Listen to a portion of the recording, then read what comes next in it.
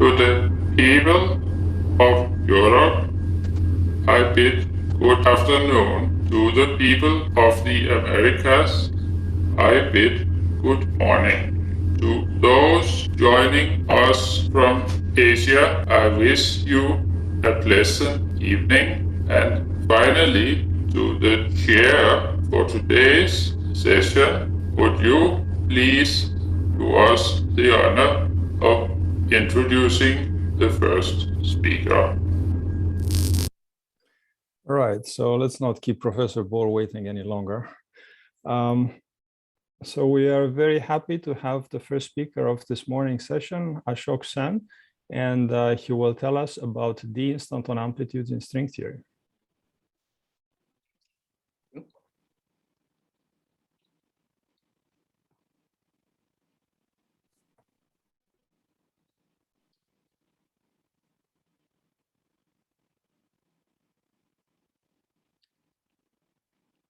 Can you see my screen?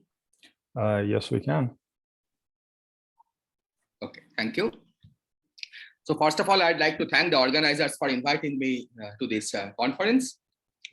So this is the title of my talk, d-instant on amplitudes in string theory. And given that it's not a string theory audience, I'll try to be as elementary as possible. Now in spirit, the modern amplitude program has its root in string theory. Okay, in fact, this is one of the earliest papers in this subject. And the idea is that a string amplitude with a given set of external states has one term at every loop order. And this avoids having to sum over large number of Feynman diagrams. Yeah, and this is, in a sense, the essence of the amplitudes program. So the simplest example is also the first amplitude that was ever written down in string theory. This is a Venezian amplitude. Okay, it has an expression like this. And what it gives is a tree-level color-ordered amplitude for 4 open strings in the alpha prime equal to 1 unit. And the main point in this formula is that unlike Feynman sum over Feynman diagrams, there is no sum over separate S channel, T channel, and contact diagrams. However, it turns out that many string theory amplitudes written in this form actually diverge. And again, the example can be given in the Venezian amplitude itself. So you can see that this integral actually diverges whenever 2p1.p2 is less than or equal to -1, or 2p1.p3 is less than or equal to -1. And these are physical kinematic regions. And the conventional wisdom is that we define the integral in the range where it can be defined, namely when 2p1.p2 is larger than -1 and 2p1.p3 is larger than -1. And then we analytically continue to other regions. Now, this is not the only way to make sense of this. There are more elegant formalisms that involve defining the integrals as contour integrals in the complex plane. So instead of thinking of this as a real integral, you think of this as appropriate contour integrals. However, despite all this, there are cases where all of these prescriptions fail to give finite results. And we'll discuss some of these today.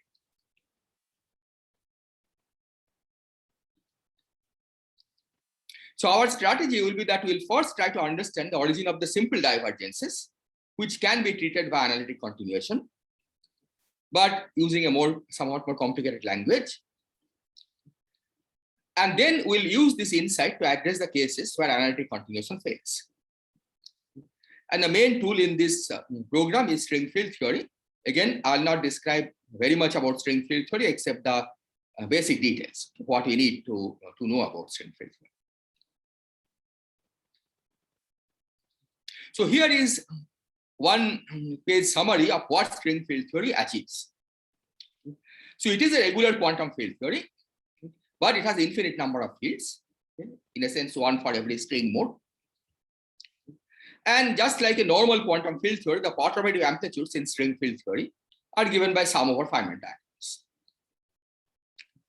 When you try to translate this to what you know from the string theory worldsheet picture, one finds that each of these Feynman diagrams, the contribution from each of these Feynman diagrams can be manipulated to write in the worldsheet form, except that it covers part of the integration region over the worldsheet variables, which in general are the moduli of Riemann surfaces and locations of vertex operators. And when you sum over all these diagrams, we cover the full integration region. So in a sense, formally at least, string field theory gives the same amplitudes as the usual worldsheet amplitudes, usual worldsheet distribution. And another point I'd like to add is that there are no ultraviolet divergences in string field theory because the interaction terms are exponentially suppressed at large Euclidean momentum. And using that, one can give a way to compute Feynman diagrams that's free from all ultraviolet divergences. Now, given this, let's try to ask how do we get integral over worldsheet variables from a Feynman diagram? And again, this is well understood. So what one does is to use Swinger parameterization of the internal propagators. So this is the kind of propagator we'll get in any quantum field theory. Okay, I'm just focusing on the denominator. And we express this as an integral of this form, okay, with the integral over t running from 0 to infinity. And then what one does is once you write it in this way, the momentum integrals become simply Gaussians, okay, and you can perform this. And in fact, in string theory, even the sum over all the internal states can be performed easily. Okay, there are techniques to perform sum over all intermediate states. And at the end, we are basically left with integration over variables like these t's. Okay, 1t for each propagator. And it's the integration over t that gives the, so this becomes the integration over worldsheet variables after a change of variable.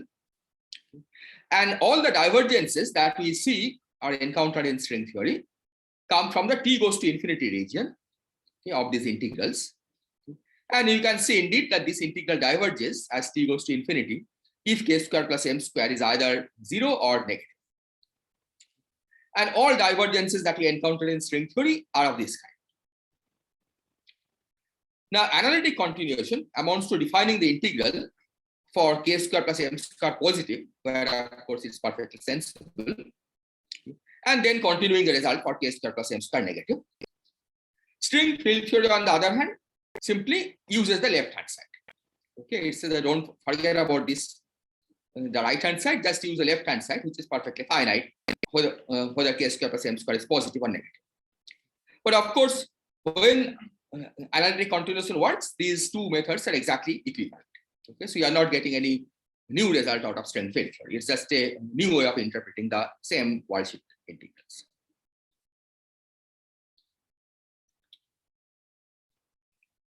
Now let's start discussing the problematic cases. So the problematic cases arise when k square plus m square is forced to vanish due to momentum conservation. Because in this case, we can see that both sides diverge. Okay? You cannot make sense of either side. And there are examples in quantum field theory where you do have vanishing the divergent propagator. Okay? Here is one example of Feynman diagrams, massless tadpoles. Okay, imagine I have a Feynman diagram like this, where the red line represents a massless state. So the momentum through the line is forced to be 0 because of momentum conservation. And if m is 0, then of course the left-hand side diverges, and so does the right-hand side. Another example is mass renormalization. That if you have a diagram like this, then once you force the external line to be on shell, the momentum conservation, this internal line also has to be on shell. And again, we run into this divergence of 1 over k square plus m square with this being set equal to 0.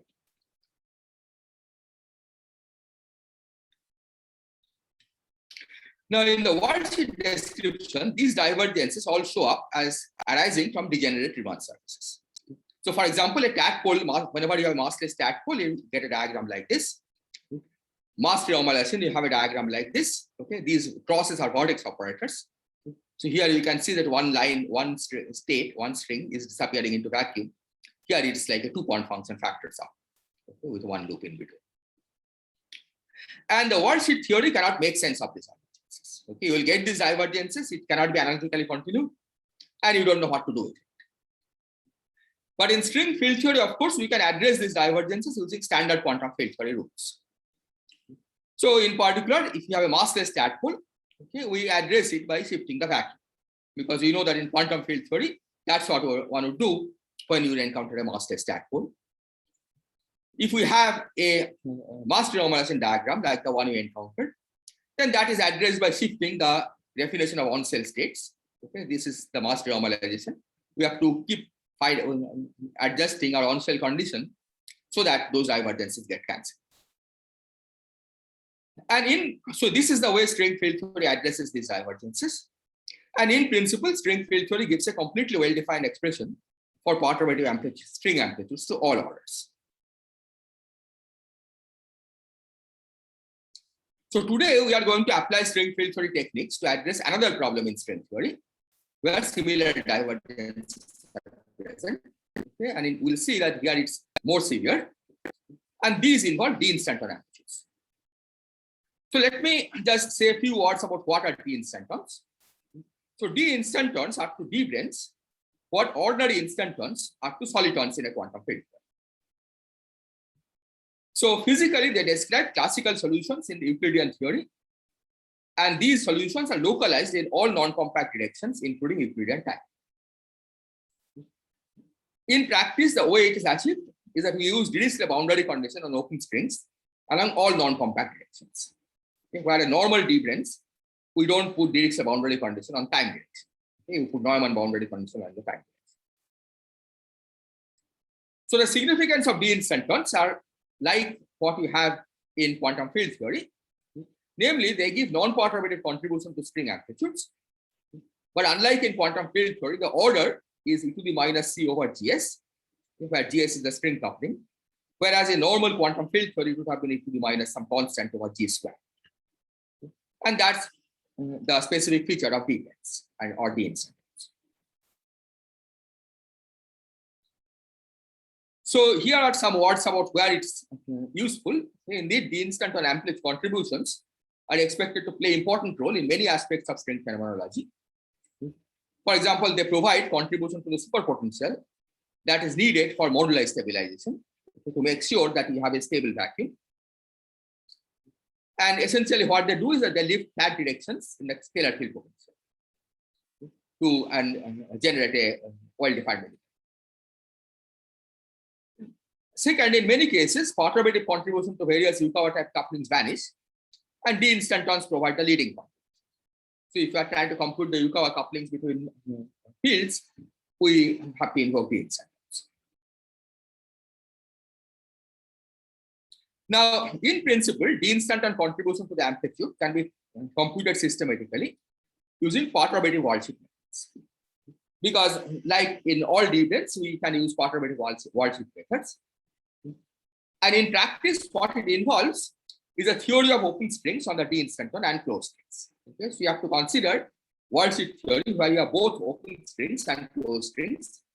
And open strings have their ends lying on the d-instanton. That means we put appropriate boundary condition at the ends of the open string that is associated with the d-instanton. Now the problem that we encounter is that open strings on d-instantons, they carry zero momentum along all non-compact. Because the d-instanton is localized in space and time. So if you have an open string that is living on the d-instanton, it cannot carry any momentum. And because it cannot carry any momentum, the usual method of analytic continuation by adjusting the momentum doesn't exist. So there is no variable in which we can carry out analytic continuation. And this is the problem that one faces for computing d-instanton amplitudes. And indeed, here the problem is much more severe than in normal closed string theory because of the fact that the momentum is strictly zero. So most amplitudes are done.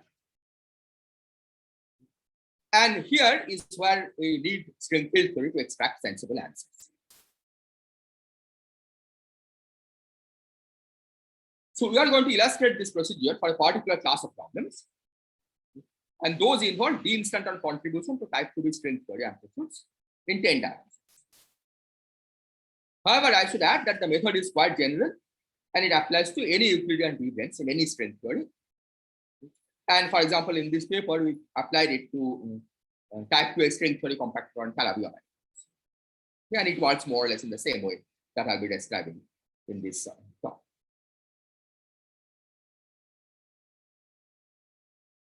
So let me now describe the problem that we face, or that we will address. So we'll consider 4 graviton scattering amplitude in type 2B string theory. So at tree level, it's given by the supergravity result and an additional R⁴ contacting. So this part, the first part, is the supergravity result. In fact, it's just gravity result, okay, because this is a tree level contribution. So it's a gravity amplitude. And this probably almost all of you are familiar with, okay, the 4-point gravitational contribution to that. This is the contact term, okay, that we have to add to that follows from strength. Kappa square is the usual string coupling, okay, 8 pi, not string coupling, the usual gravitational coupling, 8 pi G. And in terms of the spring coupling GS that I introduced earlier, it's given by this combination. And this Kc, this is a kinematic factor. This depends on the polarization and momentum of the external gravitons. And it carries 8 powers of momentum. Okay, so I'll not write down the detailed formula for Kc because it's a bit complicated. Okay. But as I said, if you have seen any 4 graviton amplitude, it's that factor, okay, that kinematic factor that arises in 4 graviton.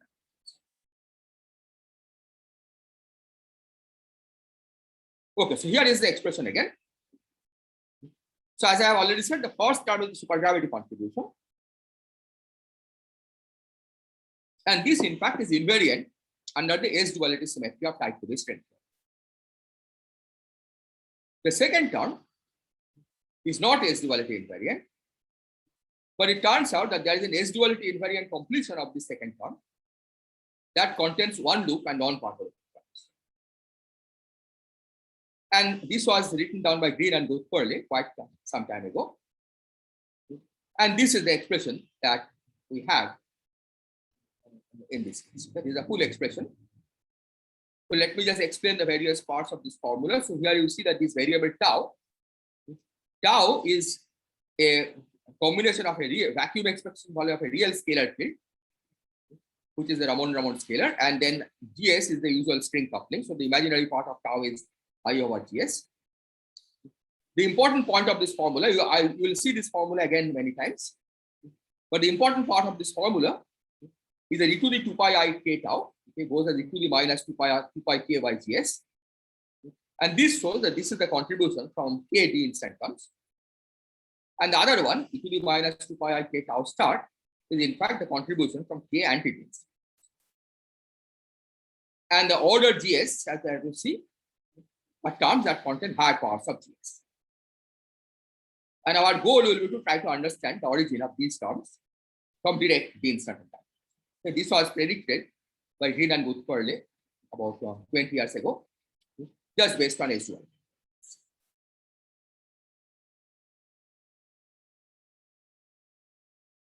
So based on this, we get the following prediction for the leading term in the k d instant time contribution to the 4 graviton. This is the leading term. Okay, this is just a rewriting of the previous formula, except, can you hear me? Yes. Yes, we can. Okay, because something happened here. Thank you. Okay, so the leading term, I think I have already said this. So all I showed in the next slide is basically a rewriting of this. Okay, I put the value of kappa square that I wrote down in the previous slide, which has this GS square. Okay, combine everything. So this is a cleaned up version of that formula, except that this is only the leading part, and then there are a whole series of corrections, 1 plus order GS. So as I said, our goal will be to reproduce these terms from direct instant computation. And one can in fact show that once this is done, all the higher order terms in power series expansion in this string can be obtained using the differential equation that is implied by Scott. Okay, this in fact was shown by Green and Sethi, and then later on it was developed by these people. So this determines a function completely without help of S. So the upshot is that if we can find the origin of this, and then if you are willing to use supersymmetry, then you can reproduce the whole function that Green and Guth-Perle wrote down without invoking S duality. So this, in a sense, will be a test of S duality. But more importantly, this will be a test of the particular method that we are going to use to deal with the divergences that we have. So here it is again. So of this part, e to the 2 pi I theta just comes from the exponential of the action of k instantons. So we are not going to talk about this anymore. These are the standard exponential of the action. And our goal will be to reproduce the rest of the factors, which is here. So now let me begin by describing the actual analysis. So I'll first focus on single instance, k equal to 1.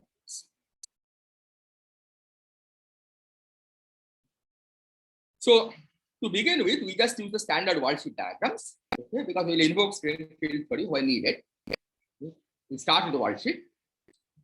It turns out that the leading contribution comes from the product of 4 d quant functions. Remember, we have 4 gravitons. So these are the graviton vortex operators. An arbitrary number of annular zero points. Now let me explain why this is the case. So the idea is that each disk, because disk has Euler number -1, it gives a factor of 1 over G string. So if you want to get the lowest part of this string, okay, that means the highest negative part of this string, you should try to use as many disks as you can. And 4 is the maximum you can use because there are 4 graviton functions. Annulus has chi equal to 0, Euler number 0. So which means that it doesn't cost any power of coupling constant to insert an annulus. Okay? So you can put as many annulus as you like. Okay, and that is being summed as this exponential of the annulus. This basically means there is a sum over no annulus, 1 annulus, 2 annulus, and so on. Now, what is peculiar about this diagram is that we have disconnected worlds. And this is not something that we normally include in string theory computation. Just like in normal quantum field theory calculations, we normally tend to discard the disconnected diagrams because they have additional momentum. Now, the reason that here these are as important as the connected diagrams is because the worldsheets do not conserve momentum. The individual worldsheets do not conserve momentum.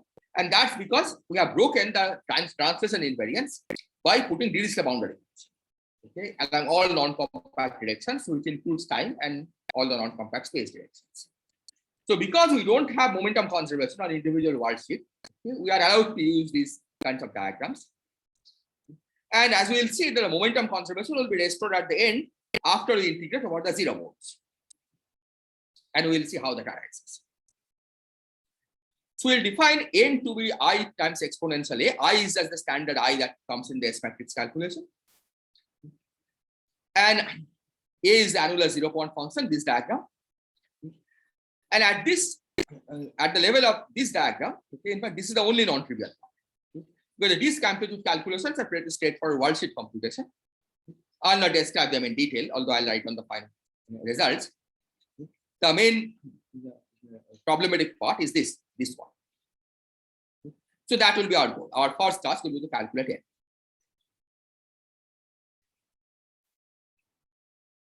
n. So here is the worldsheet expression for n. And I have written down the expression for type 2b d instance. So here it is. Okay, is eta is the Dedekind eta function. The thetas are the Jacobi theta functions. So it's completely explicit. You could try to do this integral. And indeed, if you just take it on the face value, this integrand is actually 0. Okay, it's 0 by Jacobi theta function identity. So you might tend to conclude that a is 0 and hence n is I. That will be the naive expectation, except that that is the wrong answer. And to see that that's the wrong answer, you have to dig a little deeper. So for that, you have to first understand the origin of these various terms. And it turns out that the first 2 terms come from the NS sector, okay, or the integer spin sector of the open string set of the open strings. And the last 2 come from the half integer spin sector, okay, or the Ramond sector. So there is a cancellation between the NS sector and the Ramond sector, or between bosons and formulas. And the general structure of A is given by this. So L0 is the zero component of the Virasoro generator, and this is what we are calculating. And what we saw in the previous slide is a result of doing this calculation. Now, the fact that the integrand vanished shows that the contribution from the positive L0 states cancel in both Fermi pair. And for these, in fact, there are no subtleties, and the cancellation is genuine because the bosons and fermions are individually finite from the t goes to infinity. Okay, that's where the subtleties are. But the cancellation cannot be trusted for the zero modes, for the L0 equal to 0 states. And these are the modes that we need to treat carefully. Okay, and the rest of the talk we will describe how exactly we go about treating the zero modes. Now, to do that, it will be useful. Okay, this is not necessary once you get used to this kind of manipulations. Okay, but when you are seeing it for the first time, it's useful to regulate the zero modes. And we can regulate it by introducing a small non-zero L0 eigenvalue, okay, which I call H for the zero modes. And this can be done without breaking any of the invariances of the theory, without breaking BRST or conformal invariance. Okay. All you have to do is that on the annulus, instead of putting the same boundary condition at the two ends, two boundaries, okay, we put a slightly shifted boundary condition at the two ends. Okay. For example, here, if you are putting the boundary condition where the d instanton is located at, say, a space-time coordinate A, here we put it at A plus delta. Yeah, and that introduces this regulator, okay, which will eventually take to 0. Okay, that regulator H. And as I said, it preserves the conformal and BRST invariance on the worldsheet. This is important because this is, otherwise the string theory will not make sense.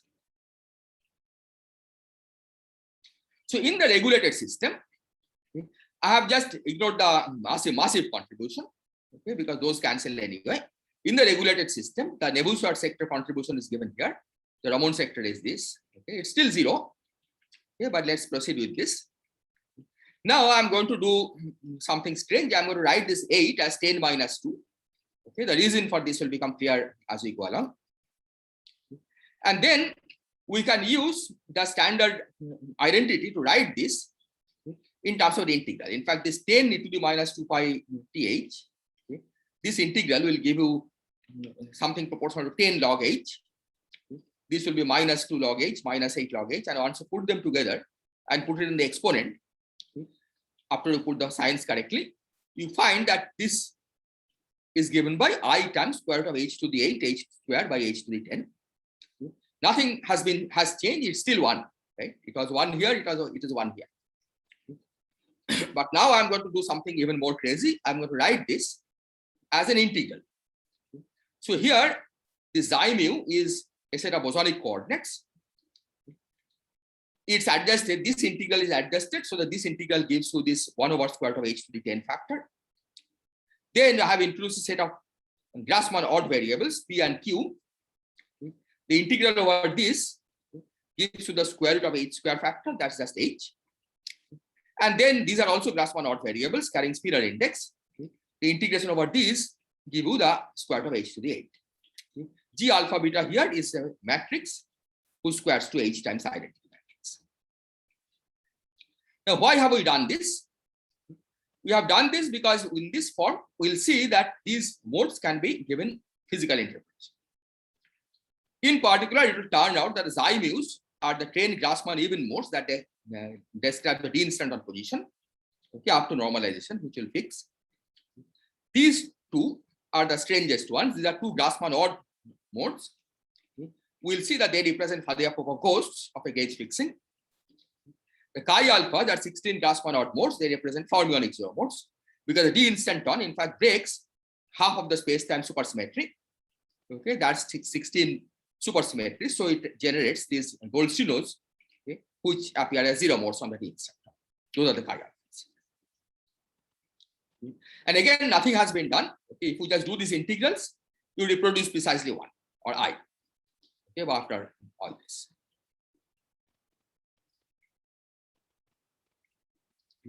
But now, let me come to the main point.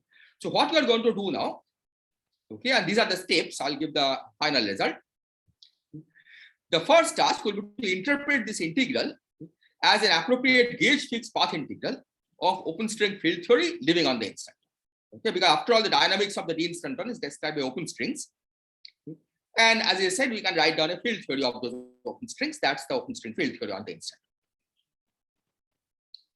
And this will fix the normalization of the integration measure of what the field variables. We'll see that in this interpretation, the modes P and Q actually represent Fourier-Popov ghosts. Then we'll show that in the Siegel gauge, okay, the gauge fixing that introduces this ghost becomes singular in the age goes to 0 limit. And indeed, this is the reason why the coefficient of the PQ term that represents the ghost kinetic operator vanishes.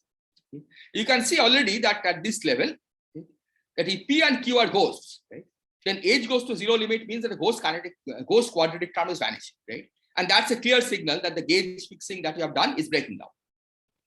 And we'll see this explicitly. So the remedy is to work with original gauge invariant path integral before gauge fixing. This will get rid of the 0 modes P and Q from the integral. So let me describe then the gauge invariant path integral. So here it is. It's almost the same as what we saw. Okay, what is the difference? You have the extra field variable. This is the extra mode that you get if you don't gauge fix. And you have a division by the integral over the gauge formula. Okay, theta is the gauge transformation parameter. This is the action. Okay, this comes from strength field theory. Now, this action has a gauge invariance. Okay, gauge invariance in quotes because this is everything is a 0-dimensional field theory here. But you consider this as an invariance under which phi transformed by h times theta and xi9 transformed by this. Okay, they just cancel. 9 direction is spatial just because you have taken the shifted boundary condition between the two boundaries to be along the 9 direction. I said that I have to put two different boundary conditions to get a non-zero h. I have chosen to do it in the 9 direction. So now we can ask what is Siegel gauge? Okay, how do you get the original integral that you started with? So the Siegel gauge corresponds to setting phi equal to 0. And this is a perfectly good gauge choice when h is non-zero because phi does transform. During this gauge fixing, we'll get a Jacobian, which is h. And indeed, that's the HPQ factor that we saw in the ghost integral. Okay, ghost integral will reproduce that h factor, Jacobian factor. And once you set phi equal to 0, this becomes the original kinetic exponent. Okay. So again, nothing has changed at this level. For non-zero h, this integral is exactly what we saw. But now we see that as h goes to 0, this gauge choice clearly is breaking down because phi equal to 0 is no longer a good gauge choice. Phi doesn't even transform under gauge transformation. So we are going to use this as the original integral and try to make sense of this. So we simply set h equal to 0 in that integral. Okay, and this is what we get. All the exponents have disappeared except that the phi integral remains because you have not done any gauge fixing, and the phi action remains. Okay, you can see from here that when you set the h equal to 0, okay, all the kinetic terms, all the operators vanish because g square is h, right? So g also vanishes, but the 1/4 phi square still remains. So using this, we can now do the phi integral, and doing the phi integral, you get this 2 root pi factor. Okay, and then you still are left with all these integrals. And so now I'm going to explain how to make sense of this.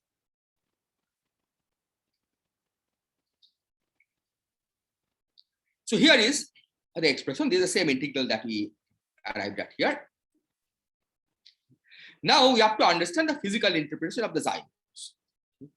So as I said, these come from the appropriate open string modes. And the open string modes you can easily identify as related to the location of the instanton in space-time. Except that there is a normalization. Okay, the xi mu's are not exactly the location x mu. Okay? They are related to x mu. Okay, and we'll see how to figure it out. So the way we figure it out is that we look at the worldsheet result for the coupling of xi mu to string coupling. This requires calculating some amplitudes involving xi. And then we compare that with the expected coupling of x mu, because the x dependence, if x is actually the position of the d instanton, the x dependent in a amplitude with closed strings would be by this e to the ip dot x factor. Okay, so open strings of course don't carry momentum, but closed strings do. Okay, so p is the closed string momentum. Similarly, the gauge transformation parameter theta is related to a rigid U1 gauge transformation. Okay, that I'll call alpha. Okay. So this basically gives a phase e to the I alpha, okay, to any open string that ends on the tens. That's the rigid U1 gauge transformation. Again, theta is not exactly alpha, okay, but you can find out the relation between theta and alpha by comparing string field theory gauge transformation laws, okay, which involve theta, and the rigid U1 transformation that just says that under the transformation alpha, you pick up a phase of e to the I alpha. So let's compare these two gauge transformations and find the relation between theta and alpha.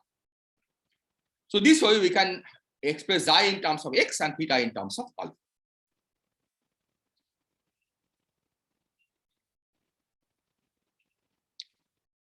So here is the result. So what one finds is that xi mu is given by x mu over this. Geo is another constant I have introduced, but this is just an open string coupling on the d instanton.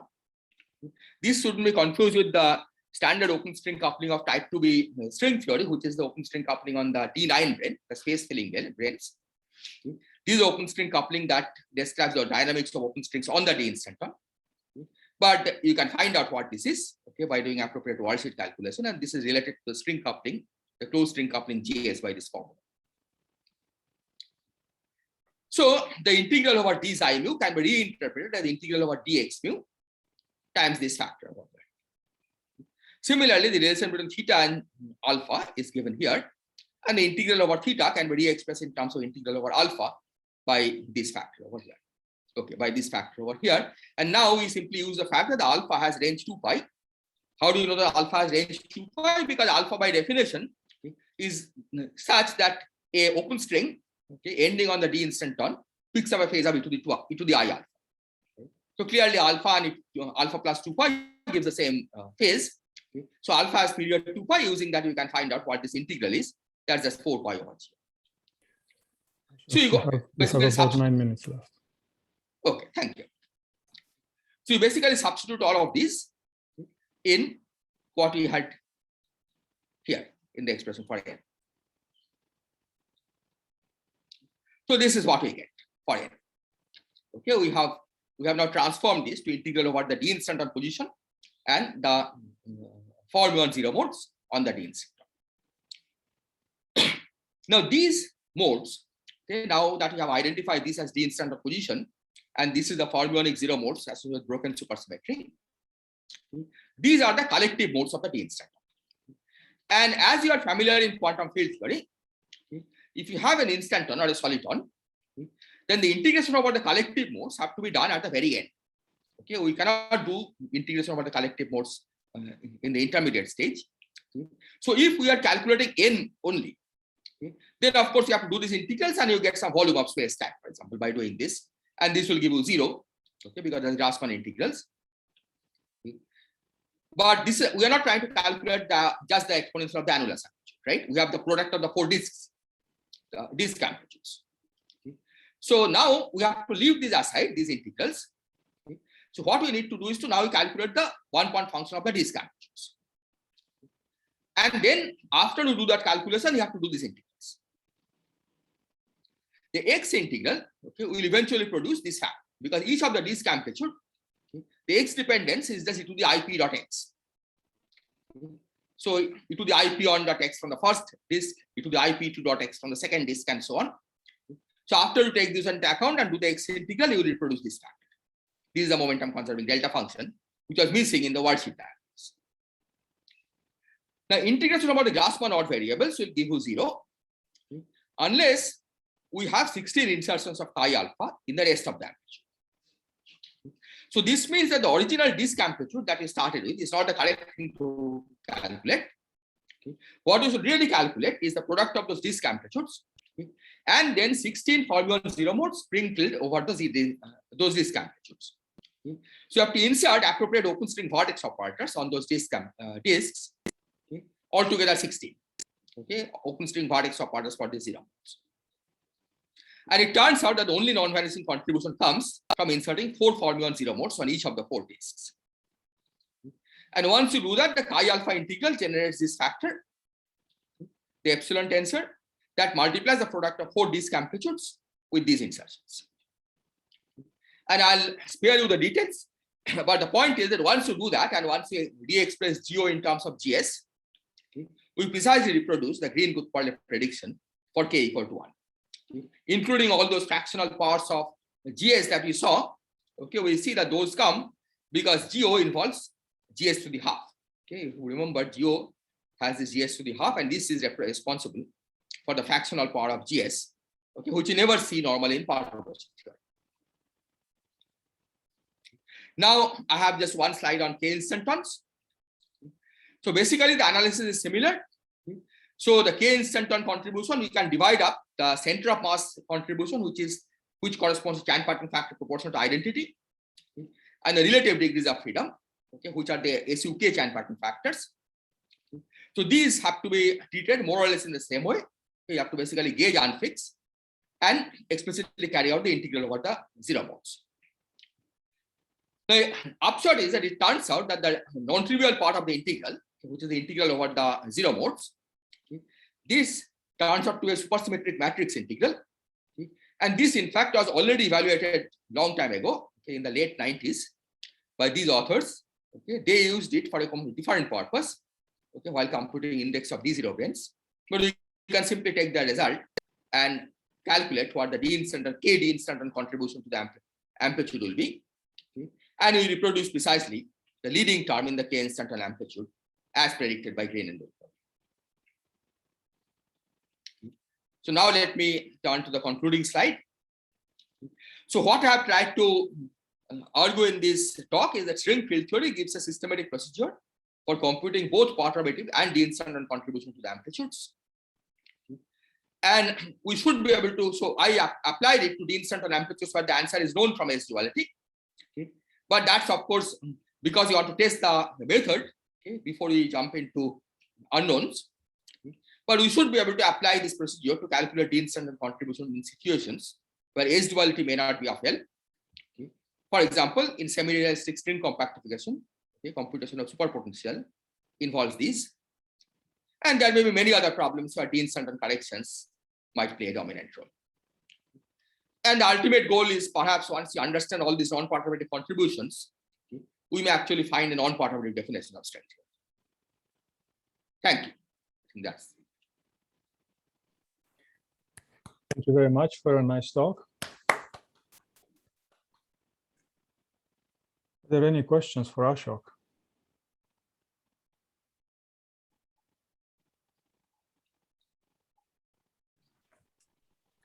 Can I ask a very basic question on string field theory? Sure, So in the bosonic case, it was shown long ago that some of our diagrams reproduces the integration over moduli space. Yes. What about the superstring? Is this also been understood? Yes, it is understood, not in terms of supermoduli integrals, but in terms of picture changing operators. So you can, you have a description of superstring perturbation theory using picture changing operators, okay, where you have already done the supermoduli integrals. And this string field theory amplitudes, at least the current formulation of string field theory, basically reproduces that formulation of that form of the string perturbation. So indeed, if you are willing to use a description using picture changing operators, okay, then that is understood. So could you mention a reference about this? Okay, the picture changing operator, I mean, I wrote a paper with Witten, okay, which is called Filling the Gap with PCOs. That's the description of string perturbation theory using picture changing operators. Mm-hmm. And then to see that string field theory reproduces it, a review on string field theory. I mean, I think this involves Harold Erwin, for example, is one of the authors. So there we show how to get the reproduce the perturbation theory starting from string field theory. But I should just add that it's not pretty. Okay, it's not. I mean, by doing this, you don't get the pretty answers that of the kind that we saw in Evan Stock yesterday, for example. right? I mean, it's not even holomorphically factorized. But what you know is that the answer that you get this way, okay, using the PCOs, is BRST invariant. It gives full gauge invariant. It has all the properties of string theory. And if we have a very powerful computer programmer, she can in principle put this on the computer, okay, and calculate string amplitudes. In that sense, it's perfectly well defined, but it doesn't give pretty answers. Okay, thanks. Are there more questions?